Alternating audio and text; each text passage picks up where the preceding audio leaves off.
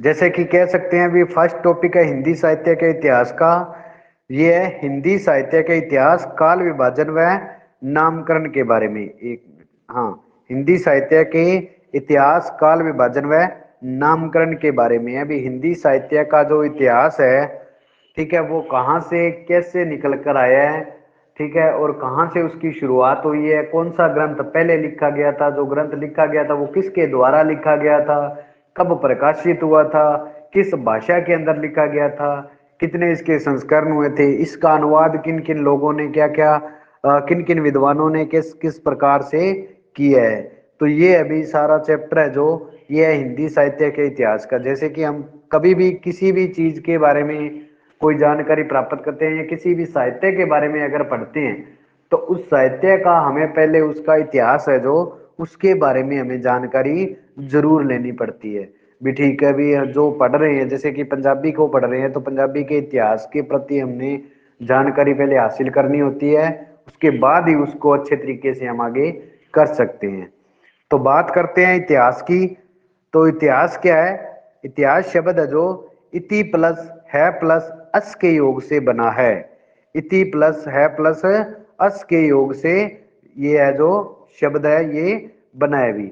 ठीक है, इतिहास शब्द कहता है इतिहास है जो इसके अंदर इति का अर्थ होता है समाप्ति, है का अर्थ होता है निश्चित, और अस का अर्थ होता है होना। अब इसका मतलब क्या हुआ? इति का अर्थ होता है समाप्ति। जैसे कि हमने कल जो किया था इति श्री का मतलब, तो इति श्री का मतलब होता है खत्म की ओर होना या समाप्ति होना। तो इति का अर्थ होता है समाप्ति, है का अर्थ है निश्चित, और अस का अर्थ होता है होना। जो समाप्ति की ओर अग्रसर हो रहा हो उसको कहते हैं इतिहास। ठीक है, इसका अर्थ है जिसका अर्थ है कि निश्चित अंत हो गया हो उसे हम इतिहास कहते हैं। इतिहास लेखन की परंपरा का आरंभ है जो 19वीं शताब्दी से पूर्व हो चुका था। ध्यान रखना भी किस शताब्दी की बात कर रहे हैं, तो 19वीं शताब्दी की ये बात है जो कर रहे हैं। और मैंने शताब्दी से और जो ईस्वी सन से आपको बताया था भी, अगर 1800 ईस्वी सन चल रहा है तो शताब्दी कौन सी चल रही है? वो 19वीं चल रही होगी। ठीक है, इस बात का ध्यान रखना भी। हिंदी साहित्य का जो इतिहास लेखन की परंपरा का आरंभ है वो 19वीं शताब्दी से पूर्व हो चुका था, मतलब पहले हो चुका था। इस काल के निम्न ग्रंथों में हिंदी साहित्य प्रमुख यहाँ से संबंधित कुछ अंश प्राप्त होते हैं। जैसे गोकुलनाथ कृत 84 वैष्णव की वार्ता, एक तो ये मिला था, और 252 वैष्णव की वार्ता एक ग्रंथ ये मिला था। किसके? गोकुलनाथ जी के। ठीक है, इतिहास से संबंधित शुरुआत के अंदर कहते हैं 19वीं शताब्दी के अंदर दो ग्रंथ मिले थे। कौन से? गोकुलनाथ जी के। एक था 84 वैष्णव की वार्ता, एक था 252 वैष्णव की वार्ता। उसी के साथ जो नाभादास थे उनका भी एक ग्रंथ मिला था जो है भक्तमाल। ये दोनों का नाम याद रखना है, गोकुलदास और नाभादास का।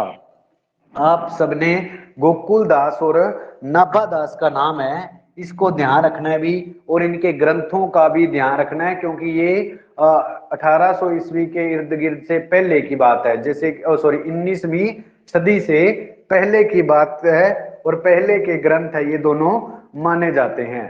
पर कहते हैं भी इतिहास से रिलेटिव जरूर है, ये संबंधित जरूर है, पर इतिहास के जो प्रमाण है ना वो इनके अंदर नहीं मिलते हैं। क्योंकि इतिहास के अंदर क्या होता है? इतिहास के अंदर हमें पता है भी, जब हम किसी चीज का इतिहास पढ़ते हैं या किसी साहित्य का इतिहास पढ़ते हैं, तो उस साहित्य की राजनीतिक, उस साहित्य की सामाजिक, उस साहित्य की धार्मिक, उस साहित्य की आर्थिक, ये चार होते हैं। इन चारों के बारे में हमें जानकारी होगी तभी उसको इतिहास ग्रंथ के अंदर मान्यता है वो दी जाती है। पर इन ग्रंथों के अंदर क्या था? इन ग्रंथों के अंदर जैसे कि गोकुलनाथ ने जो ग्रंथ लिखे थे 84 वैष्णव की वार्ता और 252 वैष्णव की वार्ता, तो इसने एक में तो अपने पिताजी थे इसके, ठीक है, वल्लभाचार्य जी, उनके ग्रंथ, उनके शिष्यों का इन्होंने वर्णन किया था 84 वैष्णव की वार्ता में। और इसके जो पिता थे 252 वैष्णव की वार्ता यानी 252 उनके शिष्य थे, इसमें उनका चरित्र चित्रण इन्होंने बता दिया था।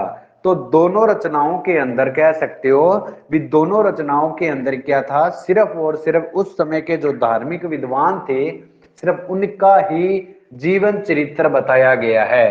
किन किन में, 252 वैष्णव की वार्ता और 84 वैष्णव की वार्ता ने, ठीक है। पर वहां की राजनीतिक, सामाजिक, आर्थिक इस प्रकार की कोई भी परिस्थिति को इन्होंने अपने ग्रंथ के अंदर, अपनी रचना के अंदर भाग है जो नहीं दिया था। तो इसके कारण इसको, इन दोनों पुस्तकों को इतिहास ग्रंथ से नकारा गया भी ये कोई इतिहास ग्रंथ नहीं है, ये सिर्फ जीवन मात्र किसी के ग्रंथ माने गए थे, ठीक है। उसके बाद आता है 200 सॉरी ये नाभादास का, ठीक है। नाभादास जी है, इन्होंने भी एक रचना लिखी थी भक्तमाल, जिसके अंदर इन्होंने 200 कवियों का जीवन चरित्र लिखा है। कितने कवियों का लिखा था? 200 कवियों के जीवन चरित्र का वर्णन किया है, न कि उस समय की राजनीतिक परिस्थितियों का, न कि उस समय की सामाजिक परिस्थितियों का, न कि उस समय की धार्मिक परिस्थितियों का, और न कि उस समय की सांस्कृतिक परिस्थितियों का। मतलब इन परिस्थितियों से दूर रहकर इन्होंने सिर्फ और सिर्फ उनके कृत जो भी हैं रचनाकार थे उनके बारे में ही इन्होंने वर्णन है जो वो कर दिया था, ठीक है। तो इसके लिए यह क्या कहते हैं, किंतु कवियों का विवरण मात्र होने से इन्हें इतिहास ग्रंथ है वो नहीं माना गया था। सिर्फ और सिर्फ इनके अंदर, इन ग्रंथों के अंदर क्या आया था, कवियों का विवरण ही आया था, जिसके द्वारा इनको इतिहास ग्रंथ की मान्यता है वो नहीं दी गई थी। हिंदी साहित्य के इतिहास लेखन की परंपरा का आरंभ अगर बात करें तो 19वीं सदी के अंदर, कब? 19वीं सदी के अंदर, और ईस्वी सन कौन सा होगा? तो 1800 वाला चल रहा होगा। तो 19वीं सदी के अंदर क्या कहते हैं भी एक विद्वान आए थे गारसादा तासी, बहुत ही महत्वपूर्ण है भी ईस्वी सन और सदी, ठीक है। इन दोनों को बहुत ध्यान से याद रखना, ठीक है। तो कहते हैं 19वीं सदी के अंदर एक विद्वान आए थे गारसादा तासी कृत, इनके द्वारा क्या लिखा हुआ था, तो इन्होंने अपना ग्रंथ लिखा था इस्तवार द ला लिटरेचर एंड दुई हिंदुस्तानी, जो कि पहला इतिहास ग्रंथ माना गया था। क्या माना गया? पहला इतिहास ग्रंथ है जो माना गया था, ठीक है। और कब लिखा गया? तो 19वीं सदी के अंदर ये ग्रंथ है वो लिखित माना जाता है। किसके द्वारा लिखित माना जाता है? तो ये गारसादा तासी के द्वारा लिखित माना जाता है। और किस भाषा के अंदर है? तो ये फ्रेंच भाषा के अंदर लिखा गया था अभी, ठीक है। ये भी बता दें भी ये फ्रेंच भाषा के अंदर लिखा गया था। अब पहला जो है हमारा टॉपिक है, जो पहला पैरा हमने पढ़ा है, इसके अंदर मैंने आपको बता दिया भी इतिहास शब्द है वो किस से निकल कर आया है, तो इति प्लस है प्लस अस के योग से इतिहास शब्द बना है। उसके बाद है भी इसकी लेखन परंपरा का, इतिहास की लेखन परंपरा या हिंदी साहित्य के इतिहास की लेखन परंपरा की अगर शुरुआत की बात करें तो वो 19वीं सदी के अंदर हुई थी। और निम्न कुछ इनके उस समय के जो इस 19वीं सदी से कुछ अंश है जो रचनाओं के वो भी प्राप्त होते हैं। कौन कौन से? गोकुलनाथ के द्वारा 2 रचित है, 252 वैष्णव की और 84 वैष्णव की वार्ता, और नाभादास कृत लिखी हुई है भक्तमाल। पर कहते हैं इन तीनों रचनाओं को इतिहास ग्रंथ की मान्यता वो नहीं दी। क्यों नहीं दी? क्योंकि ये सिर्फ और सिर्फ किस मात्र है, ये कवियों के विवरण मात्र ग्रंथ ही दिया गया है। इसके बाद आता है भी अगर मुख्य तौर पर माने तो इतिहास लेखन की परंपरा का आरंभ 19वीं सदी के अंदर गारसादा तासी के द्वारा इस्तवार द ला लिटरेचर हिंदुस्तानी ग्रंथ से हमें मान्यता मिलती है। यह कह सकते हो कि पहला इतिहास ग्रंथ लिखा गया है वो गारसादा तासी के द्वारा इस्तवार द ला लिटरेचर हिंदुस्तानी लिखा गया है। उसके बाद बात करें भी काल विभाजन व नामकरण की, तो काल विभाजन किन किन आधार पर किया जाता है इसके प्रति है विवरण भी, ठीक है। उल्लेखनीय बिंदु क्या है? काल विभाजन के संबंध में उल्लेखनीय बिंदु निम्नलिखित दिए गए हैं। कहते काल विभाजन साहित्यिक प्रवृत्तियों की समानता के आधार पर ही होना चाहिए। बहुत ही महत्वपूर्ण भी है, जो भी काल विभाजन हो वो साहित्यिक प्रवृत्तियों की समानता के आधार पर ही होना चाहिए। साहित्यिक जो साहित्य रचा गया है उसकी प्रवृत्तियों के आधार पर, उस साहित्य की विशेषताओं के आधार पर ही रचित होना चाहिए, आधार बनाया गया होना चाहिए। जैसे कि राजनीतिक साहित्यिक परिस्थिति है, उसके बाद धार्मिक साहित्यिक परिस्थिति है, तो उन सभी परिस्थितियों का एक लिंक है, एक कॉम्बिनेशन कह सकते हो, वो जरूर बनना चाहिए। और उसी के द्वारा उसकी जो समानता है उसका आधार वहां पे दिखाई देना चाहिए।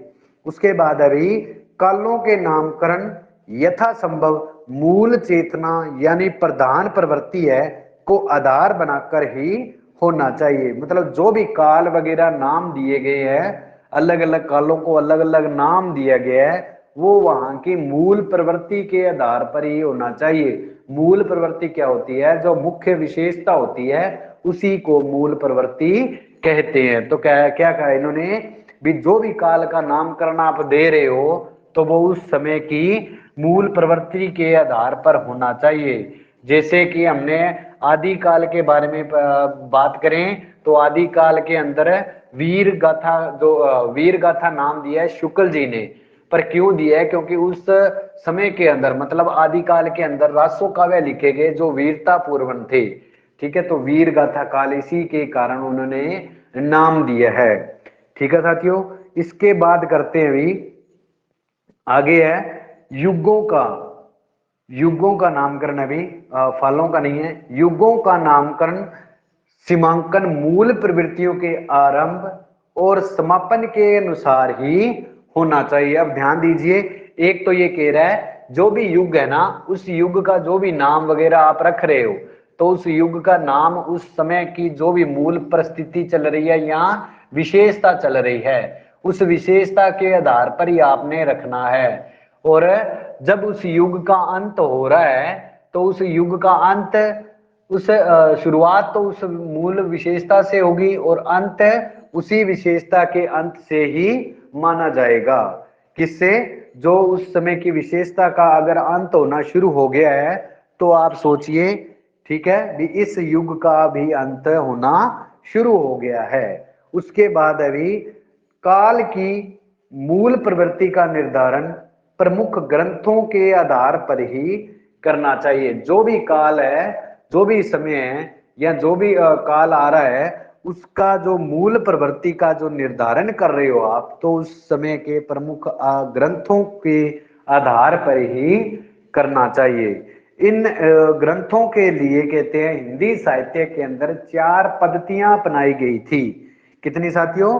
4 पद्धतियां वो अपनाई गई हैं हिंदी साहित्य के अंदर। किनके लिए? इनके इतिहास लेखन के लिए 4 पद्धतियां अपनाई गई थी।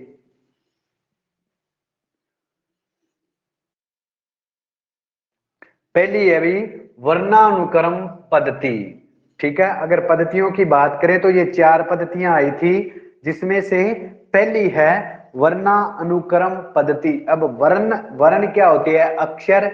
ठीक है, तो वर्ण को आगे रखकर जो पद्धति अपनाई गई थी उसको कहते हैं वर्णानुक्रम पद्धति। यानी इसके अंदर क्या रखा गया?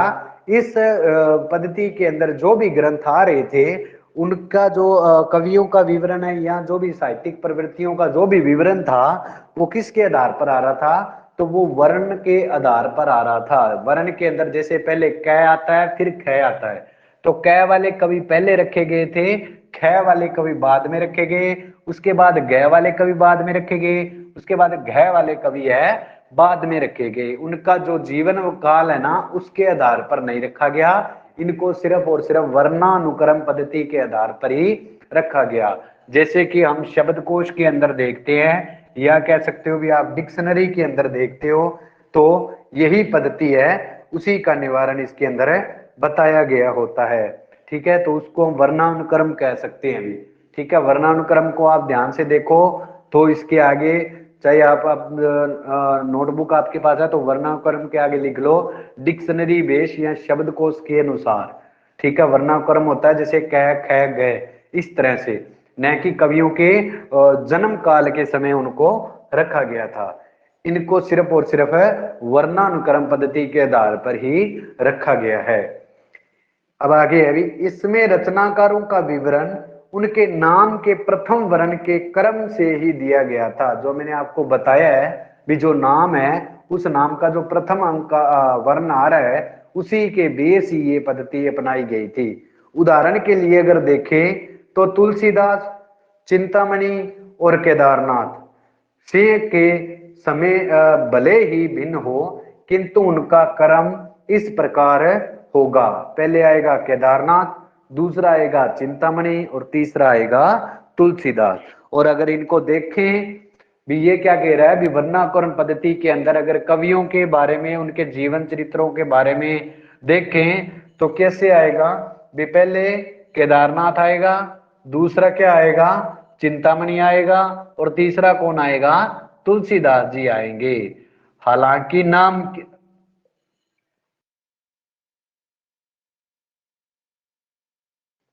हालांकि अगर इनको देखा जाए तो केदारनाथ जी हैं ये आधुनिक काल के कवि हैं जो लास्ट के अंदर आना था। चिंतामणि ये रीतिकाल के थे जो रीतिकाल के अंदर आने थे। और तुलसीदास ये भक्ति काल के थे। ठीक है, अगर इनको देखा जाए तो पहले भक्ति काल के कवि आएंगे, फिर रीतिकाल आता है, उसके बाद आता है आधुनिक काल। ठीक है, पर इस वर्णानुक्रम पद्धति के अनुसार इनका क्रम है जो बिल्कुल ही जो विरोधाभास हो गया इनका, या उल्ट कह सकते हैं। उसके बाद है, इसे साहित्यिक दृष्टि से असंगत माना गया था। इसे क्या माना गया है, साहित्यिक दृष्टि से अगर देखा जाए तो ये ग्रंथ है जो असंगत है। क्यों असंगत है, क्योंकि इनके अंदर क्या है, इतिहास लेखन नहीं दिया हुआ, सिर्फ और सिर्फ क्या दिया हुआ है, शब्दकोश की तरह ही दिया हुआ है।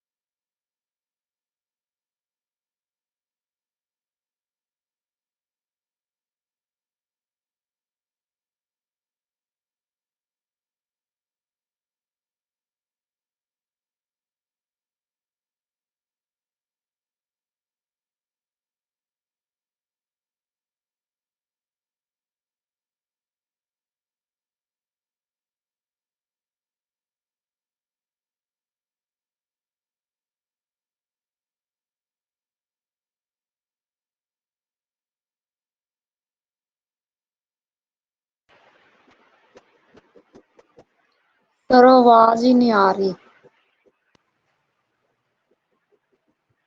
हाँ जी मैम।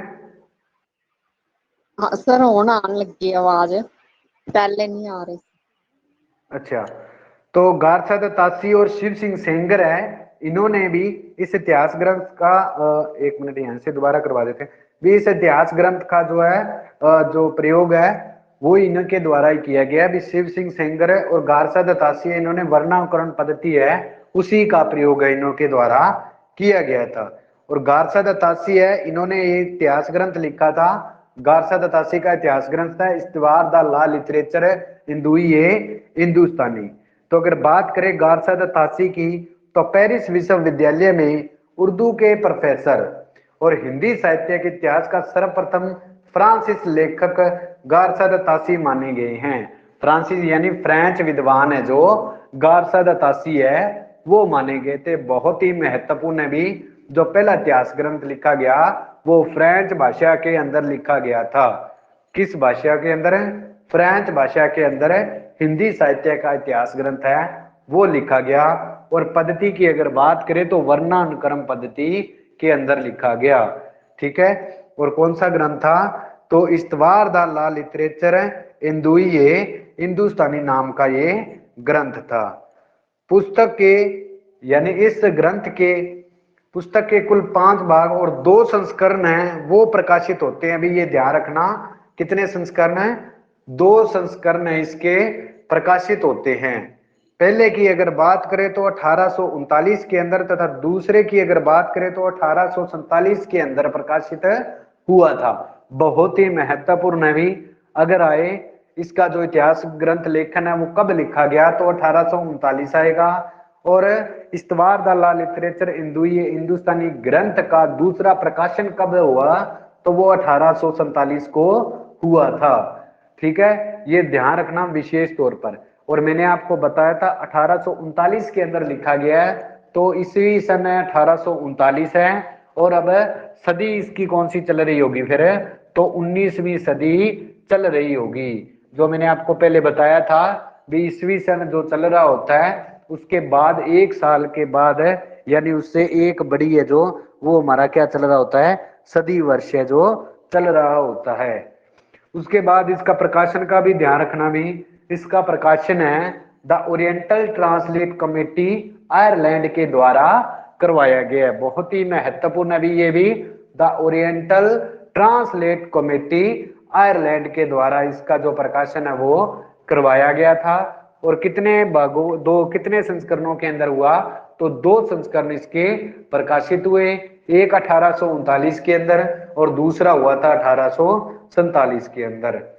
कहते हैं इसमें अंग्रेजी वर्णमाला के अनुसार, जैसे मैंने आपको वर्णानुक्रम का बताया था, अल्फाबेट के तौर पर ही था, तो अंग्रेजी वर्णमाला के क्रम के अनुसार 738 कवि के लेखन के बारे में इसके अंदर चर्चा की गई है, जिसके अंदर 72 कवि है वो सिर्फ हिंदी के थे। ध्यान रखना भी, 72 कवि किसके थे? हिंदी के थे।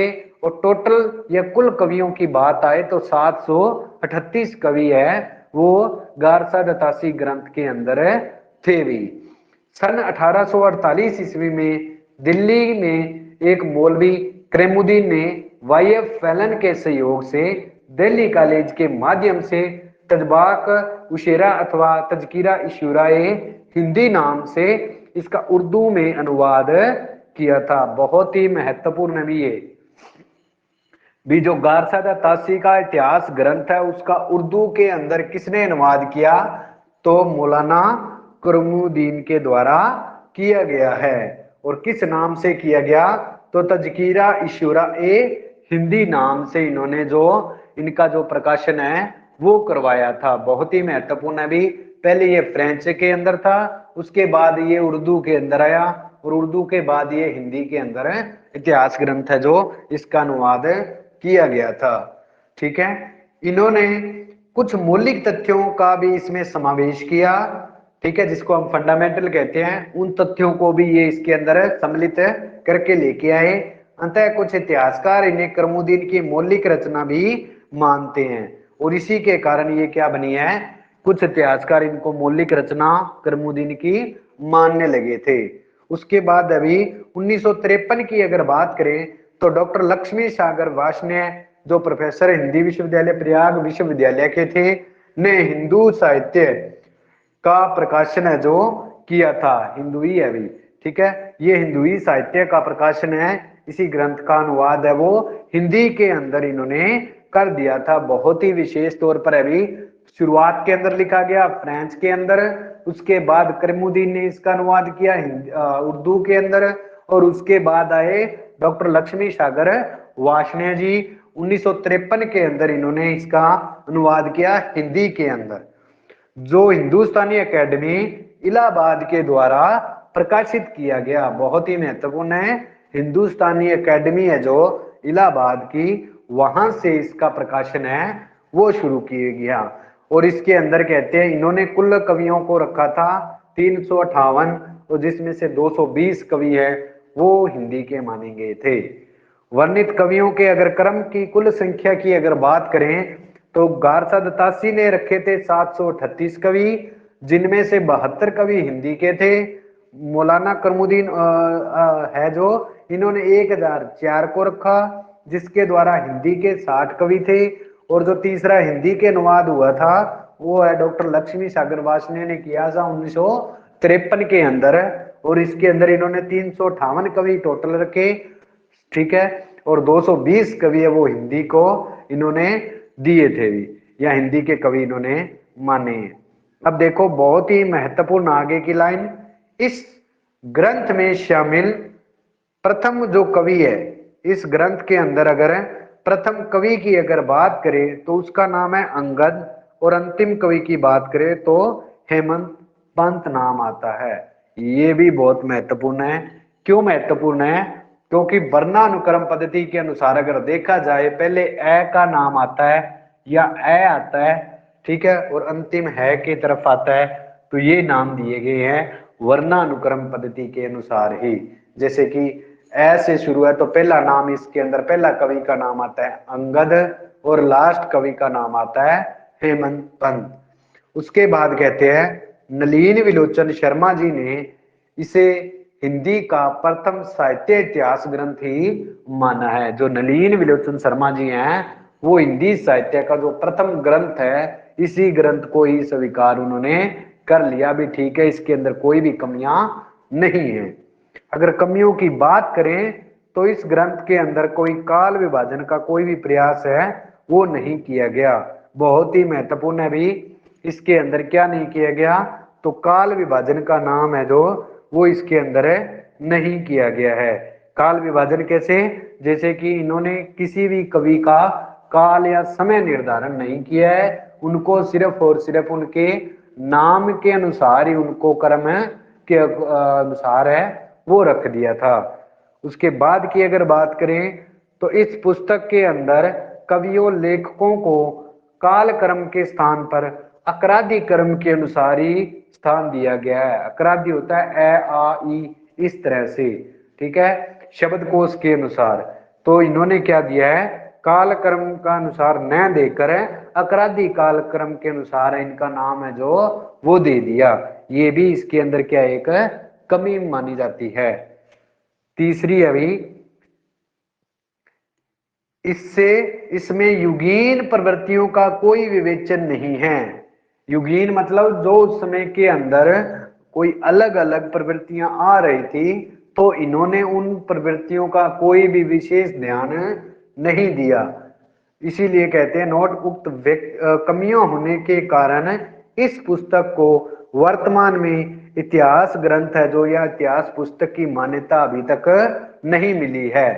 पर नलिन विलोचन शर्मा जी ने इसे ही इतिहास ग्रंथ स्वीकार कर लिया है। ये ध्यान रखना भी, किसने शुरुआती है जो 1187 के इतिहास ग्रंथ को इतिहास ग्रंथ मानना शुरू किया था या माना है, तो नलिन विलोचन शर्मा जी ने। आचार्य रामचंद्र जी शुक्ल की अगर बात करें तो इसे व्रत संग्रह मात्र कहकर पुकारते हैं। क्या कहते हैं? व्रत संग्रह। व्रत होता है जीवन वर्णन करना, और संग्रह मतलब इन्होंने क्या कहा भी ये सिर्फ एक कवियों के जीवन व्रत के मात्र ही संग्रह बनाया गया है, न कि ये इतिहास ग्रंथ की और ध्यान इसके अंदर दिया गया है। क्योंकि इन्होंने क्यों कहा? क्योंकि एक तो इनके अंदर क्या है, कालक्रम के अनुसार कवियों को नहीं रखा। दूसरा इन्होंने क्या किया है, कोई भी विशेष तौर पर जो नई प्रवृत्ति आ रही थी उस समय की तो उसको स्थान इन्होंने बिल्कुल भी नहीं दिया, जिसके कारण आचार्य रामचंद्र शुक्ल जी इस इतिहास ग्रंथ को इस इतिहास ग्रंथ को व्रत संग्रह कहकर पुकारते हैं। मूल्यांकन त्रुटिपूर्ण परंतु प्रथम प्रयास किया गया है। मतलब अगर निचोड़ इसके बाद का निकालें या इस ग्रंथ का निचोड़ निकाला जाए तो प्रथम प्रयास जरूर किया गया है इतिहास लेखन के अंदर, पर क्या ये बहुत ही ज्यादा त्रुटिपूर्ण है, गलतियों से ही भरा हुआ है। ठीक है साथियों, पहला इतिहास ग्रंथ की बात है। उसके बाद करते हैं वर्णानुक्रम पद्धति के अंदर दूसरे जो विद्वान आए थे और जो भारतीय विद्वान थे वो है भी शिव सिंह सेंगर। बहुत ही महत्वपूर्ण है। इनका एक प्रश्न आता है भी, इतिहास लेखन का भारतीय विद्वान के द्वारा सर्वप्रथम प्रयास किसने किया? तो ये आता है शिव सिंह सेंगर के द्वारा किया गया है। और शिव सिंह सेंगर ने भी कौन सी पद्धति अपनाई? तो इन्होंने भी वर्णानुक्रम पद्धति है उसी को अपनाकर इतिहास ग्रंथ लिखा है। ठीक है, तो इनका ग्रंथ कौन सा है?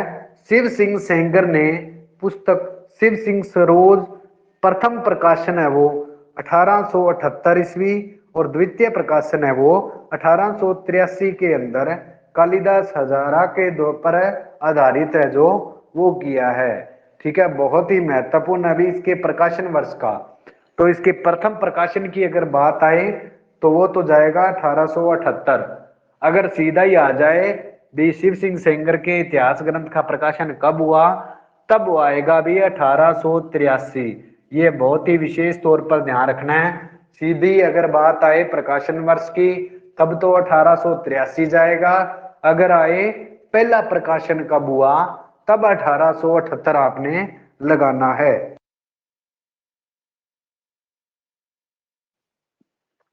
प्रकाशन कहां से हुआ, तो प्रकाशन इसका हुआ है अभी नवल किशोर लखनऊ से। इस ग्रंथ का हिंदी साहित्य इतिहास ग्रंथ का प्रस्थान बिंदु कहा गया। पूर्णतः विश्वसनीय न होने के बावजूद हिंदी को जड़ की खोज करते हुए कवि अंत यानी एंड लिखा है तो अंत अभी ये अंत तक यहाँ पर पहुंच गया था। इसके अंदर क्या कहता है कि जो कवि है उसे पूर्ण तौर पर अविश्वास ही था, मतलब उसे पूर्ण तौर पर विश्वास न होने कारण भी ये कहां तक पहुंच गया, तो ये ग्रंथ लिखता लिखता अंतिम तक जरूर ही पहुंच गया था। ठीक है, किस कौन है, शिव सिंह सेंगर जी। कवियों को शती के अनुसार अलग अलग रखा गया, वही बात है अभी वर्णानुक्रम पद्धति के अनुसार। उत्तरार्ध में 1003 कवियों के जीवन चरित्र अकारादि क्रम से और 687 कवियों की तिथियों के बारे में इन्होंने जानकारी है वो दी है। भी बहुत ही विशेष तौर पर इनके अंदर कितने कवि हैं, तो 1003 कवि रखे गए हैं और 687 कवि इन कवियों के अंदर ही है।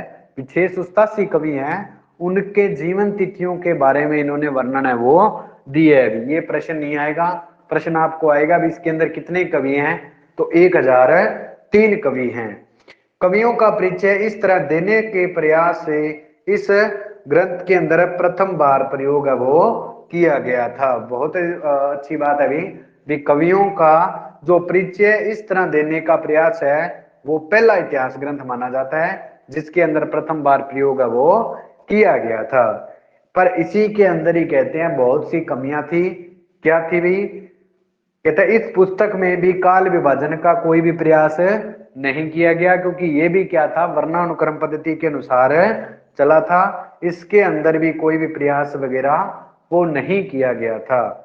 उसके बाद अभी इसमें कवियों को काल क्रम के अनुसार स्थान पर हिंदी वर्णमाला या अकरादी क्रम में ही शामिल है वो किया गया था। क्या किया गया था, काल क्रम के अनुसार है जो हिंदी के अंदर वर्णमाला के अनुसार है उसी तरह ही कवियों का विवरण है वो इसके अंदर दिया गया था।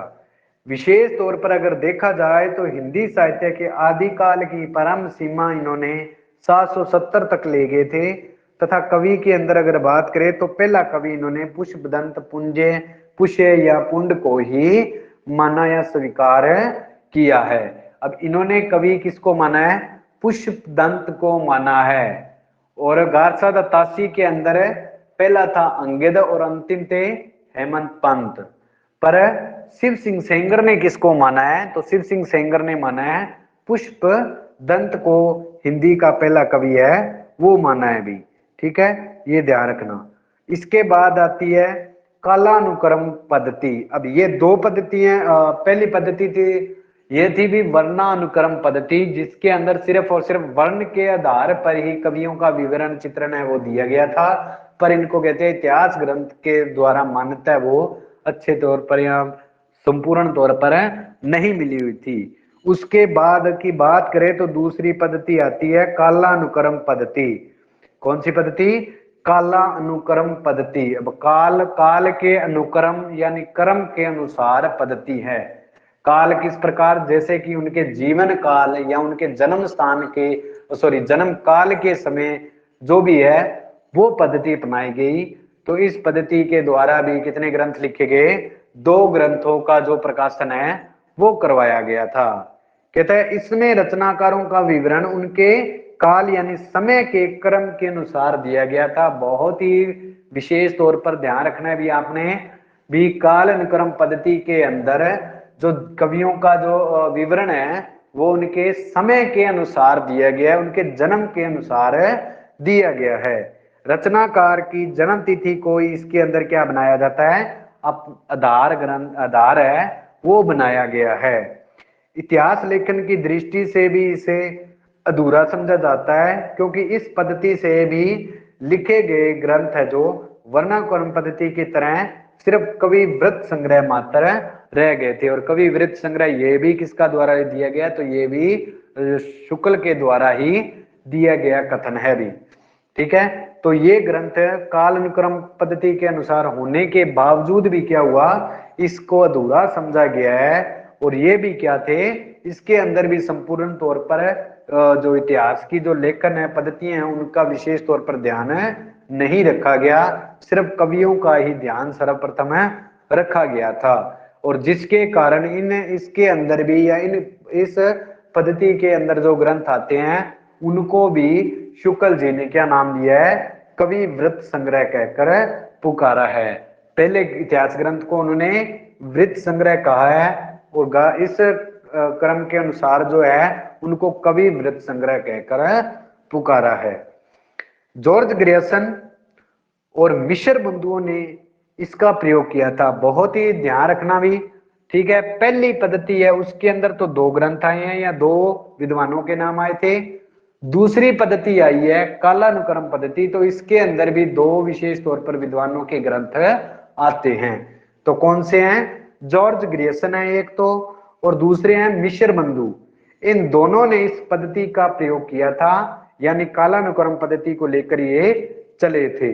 यद्यपि ग्रियर्सन ने विधेयवादी पद्धति के कुछ आरंभिक सूत्र भी मिलते हैं, और उसके बाद तीसरी जो पद्धति आती है विधेयवादी, तो उसके अंश है जो कुछ वो ग्रियर्सन के जो ग्रंथ है उसके अंदर भी कुछ प्रमाण मात्रा में मिल जाते हैं।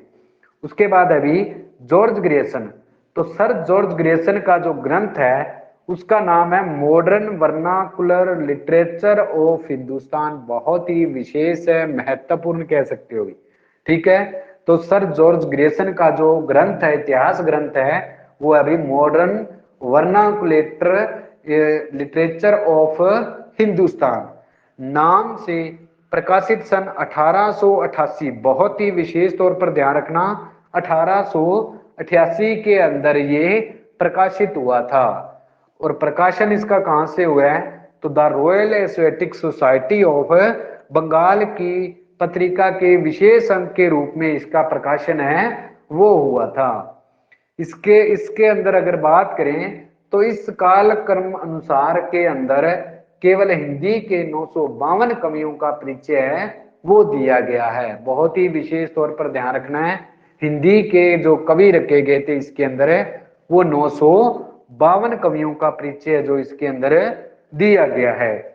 इनमें से 886 कवियों का उल्लेख पूर्व शिव सिंह सेंगर के अंदर भी मिल चुका है। मतलब जो 952 कवि रखे थे तो इन्होंने 886 कवि वो तो शिव सिंह सेंगर के ग्रंथ से ही उठा लिए थे या उसके अंदर भी मिल चुके थे।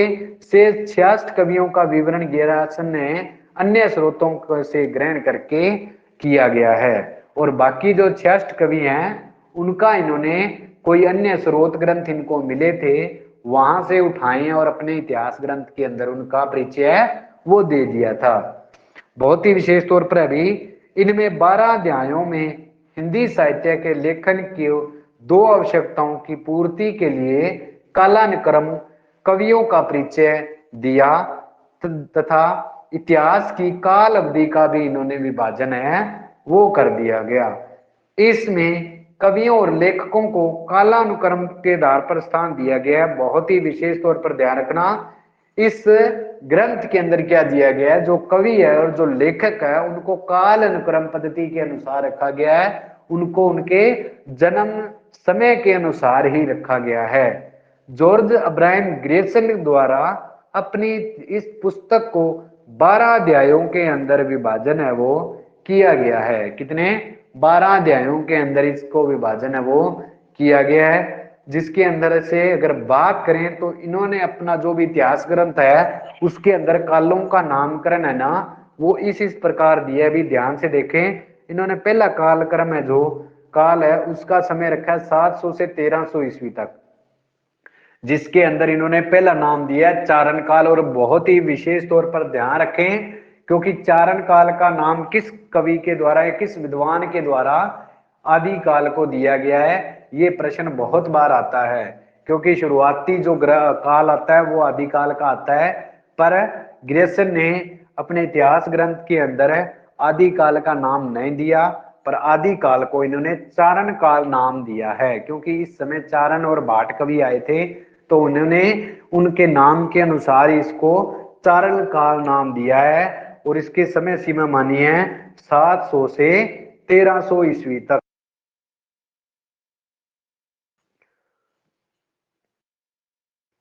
इसके बाद ध्यान से देखें 1300 के बाद इन्होंने दूसरा माना है, तो वो माना है 15वीं शताब्दी का धार्मिक पुनः जागरण। किसका? 15वीं शताब्दी का। अब 15वीं शताब्दी के अंदर इन्होंने 1300 ईस्वी है और उसके बाद है 15वीं शताब्दी, ठीक है। पर कहते हैं इसके अंदर 14वीं शताब्दी है ना उसका कोई उल्लेख नहीं प्राप्त होता। इसके इतिहास ग्रंथ को कहते हैं अगर खोल कर देखते हैं तो 14वीं ईस्वी है ना उसका कोई भी इसके अंदर जो कण कह सकते हो या तथ्य कह सकते हो वो नहीं मिलते। और ये भी प्रश्न आता है भी किस विद्वान ने अपने इतिहास ग्रंथ के अंदर 14वीं शताब्दी या 14 ईस्वी का जो प्रमाण है वो नहीं दिया है, या किस इतिहास ग्रंथ के अंदर है 14वीं शताब्दी पूरी तरह से गायब हुई है, ठीक है। तो किस ग्रंथ के अंदर है? तो modern vernacular literature of Hindustan के अंदर है दी गई है। उसके बाद अभी तीसरा इन्होंने नाम दिया है जायसी की प्रेम कविता। उसके बाद नाम दिया है ब्रज का कृष्ण संप्रदाय। उसके बाद नाम दिया है मुगल दरबार। उसके बाद है तुलसीदास। उसके बाद रीति काव्य, रीति काल को इन्होंने नाम दिया है रीति काव्य। उसके बाद आता है तुलसीदास के अन्य प्रवृत्ति कवि। उसके बाद आता है महारानी विक्टोरिया के शासनकाल में हिंदुस्तान। उसके बाद आता है कंपनी का शासन 11वीं के अंदर है 18वीं शताब्दी। और उसके बाद आता है विविध जो कुछ रह गया है, ठीक है। और ध्यान रखना इन नामों के प्रति भी प्रश्न आता है साथियों। क्या आता है भी इनमें से कौन सा जॉर्ज ग्रेसन ने नाम नहीं दिया है? तो सूरदास आता है, बहुत बार आता है ये भी। सभी इनमें से दिया होगा मुगल दरबार, महारानी विक्टोरिया के शासन, तुलसीदास या ऋतिक एक दिया होगा सूरदास। तो देखने में ऐसे लगता है भी तुलसीदास दिया तो सूरदास भी दिया होगा, पर नहीं दिया। ये प्रश्न मैंने बहुत बार देखा भी हुआ है और आता है। तो ध्यान रखना एक तो पहले काल का नाम याद रखना भी इन्होंने आदि काल को क्या नाम दिया है, तो वो दिया साथियों चारण काल। और इनमें से कौन सा नाम इनका दिया हुआ है या कौन सा नाम नहीं दिया, तो ये भी आप याद रखना। इसमें 14वीं शताब्दी के संबंध में कुछ भी तथ्य वगैरह वो नहीं दिया गया है। अगर विशेष तौर पर बात करें तो जॉर्ज ग्रेसन ने हिंदी को अंग्रेजों द्वारा आविष्कृत भाषा कहा है। बहुत ही महत्वपूर्ण तथ्य है, हिंदी को क्या कहा है? आविष्कृत भाषा कहा है। और आविष्कृत का मतलब क्या होता है? आविष्कृत का मतलब होता है आविष्कार करना। तो कहते हैं हिंदी भाषा का आविष्कार किसके द्वारा किया गया है? तो अंग्रेजों के द्वारा इस भाषा का विस्तार है, आविष्कार जो किया गया है। आचार्य रामचंद्र शुक्ल ने इस रचना को भी इतिहास पुस्तक के रूप में स्वीकार है जो नहीं करते हैं। आचार्य रामचंद्र जी शुक्ल इस रचना को भी इतिहास के रूप में स्वीकार नहीं करते, वह इसे बड़ा वृत्त संग्रह कहकर पुकारते हैं। पहले वालों को भी इन्होंने नाम दिया है और इसको क्या कर दिया? बड़ा वृत्त संग्रह कहकर पुकारा है। किस ग्रंथ को? Modern vernacular literature of Hindustan को। इसमें भक्ति काल को 15वीं सदी का धार्मिक पुनः जागरण कह दिया गया है। मतलब इन्होंने आदि काल और भक्ति काल है उसके बाद आता है, तो भक्ति काल को क्या नाम दे दिया है? धार्मिक पुनः जागरण नाम है वो दिया गया है। ये नाम आगे और आएंगे भी जब भी आप करोगे भक्ति काल को, ठीक है। तो ध्यान रखो जॉर्ज ग्रेसन ने भक्ति काल को क्या नाम दिया है, आदि काल को क्या नाम दिया है, ठीक है, रीति काल को क्या नाम दिया है? तो इन्होंने भक्ति काल को नाम दिया है 15वीं सदी का धार्मिक पुनः जागरण कहा है। और 16वीं और 17वीं शताब्दी के युग को, भक्ति काल को इन्होंने क्या नाम दे दिया? हिंदी का स्वर्ण युग कहा गया है। किसको कहा गया है? भक्ति काल को जॉर्ज ग्रेसन ने क्या नाम दिया या क्या कहा है? तो हिंदी का स्वर्ण युग से कहा है अभी। उसके बाद आता है, इस ग्रंथ को डॉक्टर किशोरीलाल गुप्त ने हिंदी साहित्य का प्रथम इतिहास ग्रंथ मान लिया है। ये भी विशेष तौर पर है। गारसा दत्तासी को ग्रंथ को तो माना था नलिन विलोचन शर्मा जी ने, और ग्रेसन जॉर्ज ग्रेसन जी है, इसके ग्रंथ को माना है किशोरीलाल गुप्त जी के द्वारा। ध्यान रखना साथियों। उसके बाद आता है ग्रंथ है मिश्र बंधुओं के द्वारा, मिश्र बंधु विनोद। ठीक है, ये भी किस पद्धति के अनुसार है? तो ये भी काल अनुक्रम पद्धति के अनुसार ही ग्रंथ है जो रचित माना गया है। मिश्र बंधुओं में मिश्र बंधु 3 थे भी, गणेश बिहारी, श्याम बिहारी और सुखदेव बिहारी। इन तीनों का नाम याद रखना। इन तीनों के प्रति भी बहुत बार प्रश्न आ जाता है भी इनमें से कौन सा मिश्र बंधु नहीं है। तो तीनों के नाम दिए होंगे और ये कोई अलग सा बिहारी दिया होगा, देव बिहारी आ सकता है। तो तीनों का याद रखना भी। पहला आता है इसमें गणेश बिहारी है, गणेश के बाद आता है श्याम और उसके बाद आता है शुक। ठीक है, तो श्याम शुक, गणेश श्याम शुक। ठीक है, तो इन्होंने कौन सा ग्रंथ लिखा? तो इन्होंने मिश्र बंधु विनोद लिखा। कब लिखा? कहता मिश्र बंधुओं ने, गणेश बिहारी, श्याम बिहारी और सुखदेव बिहारी ने 1913 में मिश्र बंधु विनोद शीर्षक से हिंदी साहित्य का इतिहास 3 भागों में प्रकाशित कराया। बहुत ही विशेष तौर पर ध्यान रखना है कितने भागों के अंदर प्रकाशित हुआ है? तो 3 भागों के अंदर प्रकाशित है, करवाया है। पहला करवाया 1913 के अंदर, और उसके बाद क्या था 1934 में चौथा भाग है जो प्रकाशित है हुआ है। और कवियों का भी ध्यान रखना भी, इसमें 4551 यानी लगभग 5000 कवियों की जीवनियां दी गई हैं। अनेक अज्ञात कवियों को भी इसके अंदर शामिल करके उनके साहित्य को महत्व प्रकाश इन्होंने डाला है। ठीक है, कवियों का ध्यान रखना, 5000 के लगभग कवि इसके अंदर दिए गए हैं। ठीक है, विशेष तथ्यों की अगर बात करें तो आचार्य रामचंद्र शुक्ल ने मिश्र बंधु विनोद पुस्तक को बड़ा भारी कवि वृत्त संग्रह, बहुत भारी कवि वृत्त संग्रह, क्यों भारी भाई? क्योंकि इसके अंदर 5000 के करीब कवियों का विवरण है जो इन्होंने दे दिया। तो जिसके कारण इन्होंने बड़ा भारी कवि वृत्त संग्रह और प्रकांड कवि वृत्त संग्रह तथा मिश्र बंधुओं को पृक्ष्मी संकलन करता, पृक्ष्म मतलब मेहनत करके संकलन करने वाले कवियों का जो नाम है या कहकर इसको पुकारा है।